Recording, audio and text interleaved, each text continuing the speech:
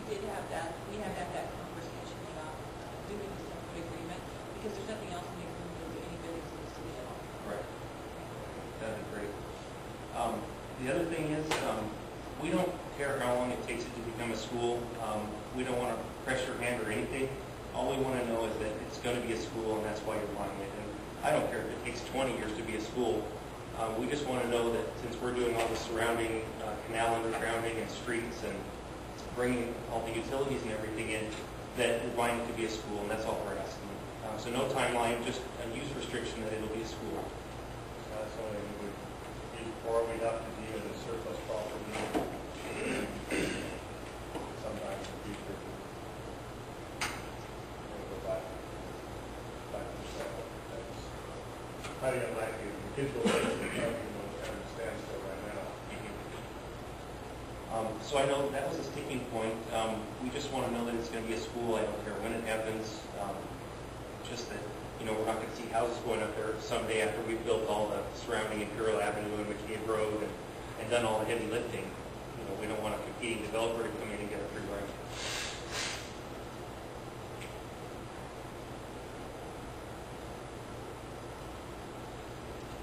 So with that, what are you asking to be part of the agreement?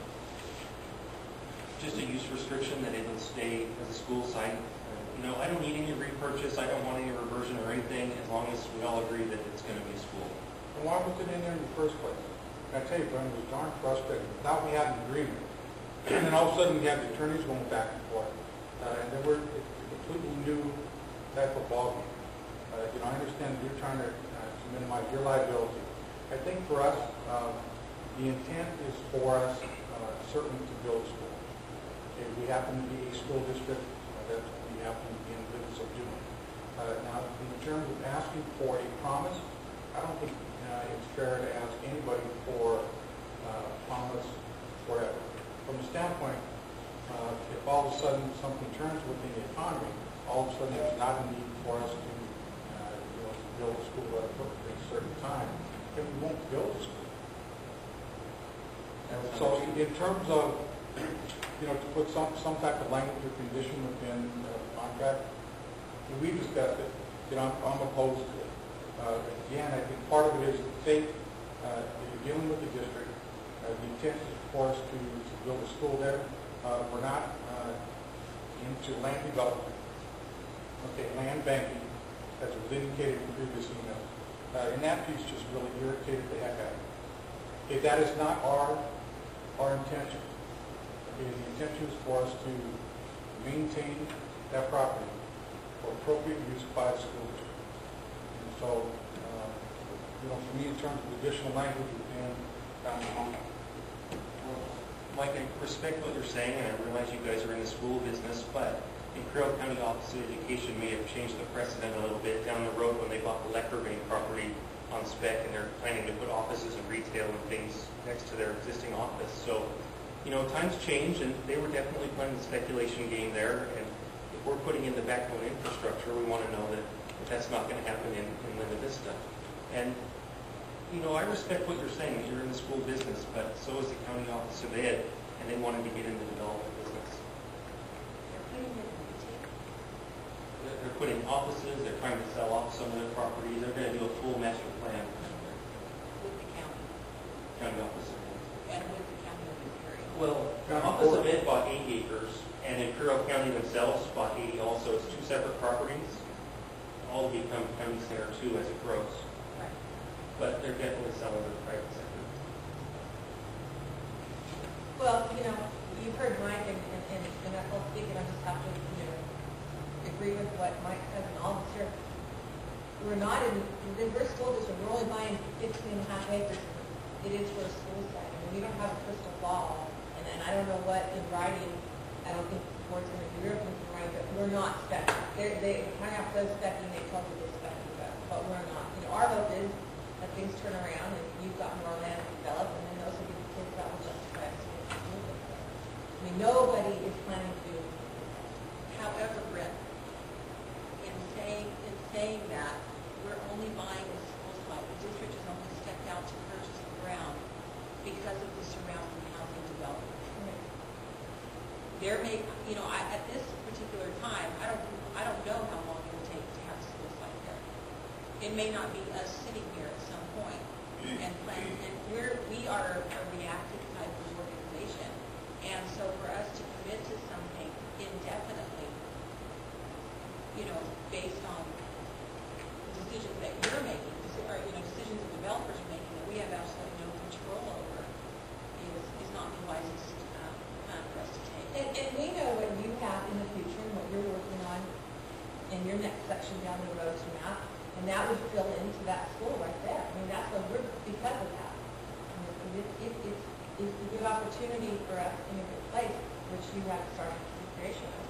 Well, I've heard all of you say, okay, indefinitely we can't commit to it, but you know, the protection that would really benefit us would be to at least have Linda Vista built out before the chance that that could become surplus property. So, I mean, there can be an end on it, but, you know, what's reasonable, 10 years or so?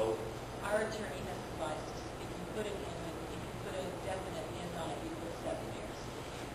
Well, we don't know if Linda Vista's going to build out in 7 years, the way things are going. Or 10. I agree, I completely agree.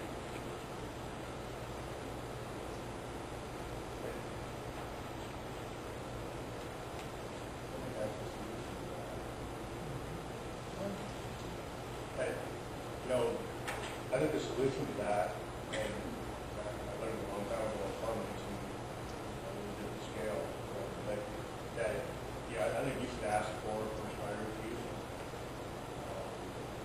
to purchase it back. That way we couldn't go to another developer or something like that. If we did, obviously you guys would have first right out back. And I think you should put that, I think that should be on your side. You have that back, so you do have some kind of assurance that the extra money you put in, the roads and stuff like that, you will get a return. You know, you have an opportunity to do that. And there won't be houses going up there or something else. Well, and also, Amanda, can't you, and I don't know that you're, and I'm not totally savvy, so I'm going to lay this back on Amanda, but school districts don't just arbitrarily at board meetings decide they're going to turn across some land. They've got to declare surplus and go through a lot of public hearings and things like that before you can even sell it all death, right? Yes, they do have to. Are there people that, yes, are there school districts that have had surplus land for many years that they've ended up having to sell? Yes, they have. But, you know, the intent today is still, the intent today is based on the development community. The intent 10 years or 20 years will still be based on the development community. And we don't know where that's going to be. Well, Chief, there's a way that can work.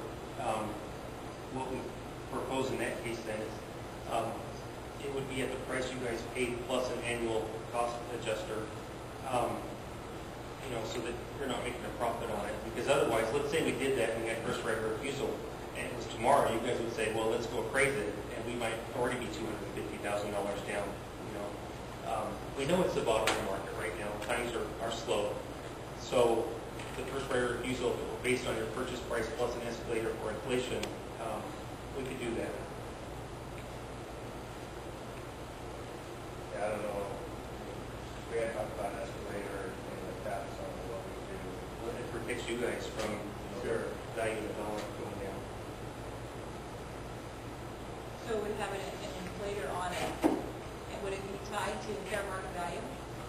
You know, it would be your purchase price plus the inflator every year. We could use a CPI on the published index Right.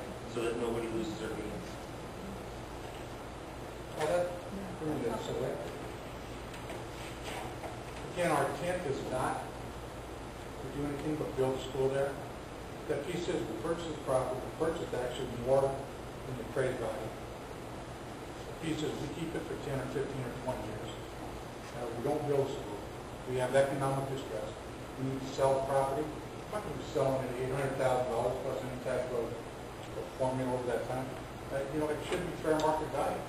The market is high at that time, it's fine. If it's low, I mean, that's a gamble that we take. Well, that comes back to it being a subsidized parcel. It's going to be worth a lot more after we put in the surrounding streets and underground canals and do everything. It's going to go up a lot in value because it's already mitigated.